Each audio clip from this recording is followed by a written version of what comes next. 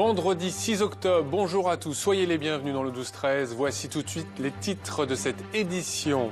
L'ancien bâtonnier de Blois, maître Damien Vinet, dans la tourmente, a-t-il escroqué un de ses clients? Il est soupçonné d'avoir acheté une maison aux enchères pour son propre compte via une société immobilière aux dépens de l'un de ses clients. Il est aujourd'hui jugé par la Cour d'appel d'Orléans. Investir pour acquérir de nouvelles parts de marché et soutenir l'emploi.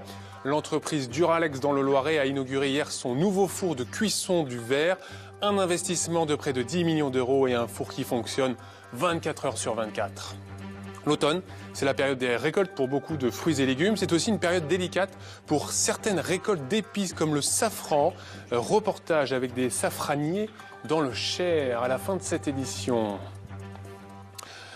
Voilà pour les titres. Bonjour à tous, soyez les bienvenus. Avant de les développer, du nouveau 6 mois après le meurtre d'Orient-Mipoudou à Château-Renard dans le Loiret, les gendarmes de la section de recherche d'Orléans ont procédé à un vaste coup de filet mercredi à Château-Renard, là où vivait l'adolescent. 8 personnes ont été placées en garde à vue.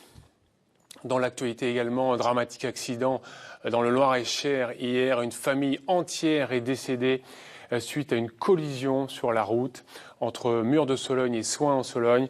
Un couple et son enfant ont perdu la vie.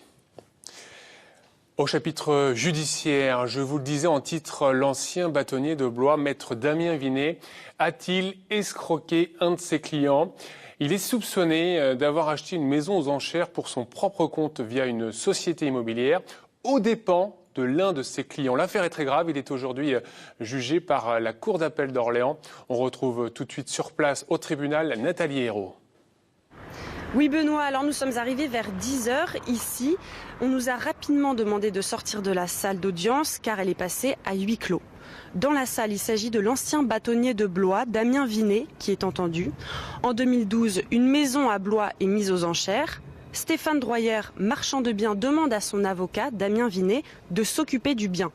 Schéma classique qui peut arriver, le bien est finalement vendu à quelqu'un d'autre. Mais l'histoire ne s'arrête pas là, l'histoire continue. Quelque temps après, Stéphane Droyer tombe par hasard en consultant Internet sur des petites annonces et le téléphone à contacter est celui de son avocat, Damien Vinet. L'avocat aurait en fait acheté ce bien au détriment de son client via une société civile immobilière. Pour la victime, le combat est quotidien.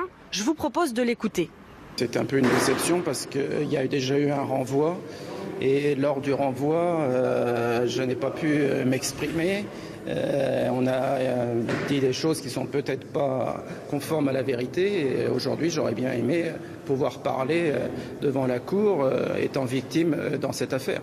Et malheureusement je suis à la porte et je ne peux pas témoigner. Donc Benoît, nous nous trouvons toujours devant la cour d'appel. Dans la salle d'audience, cela pourrait être assez long, peut-être plusieurs heures. La grande question est de savoir qu'est-ce que l'avocat général va demander.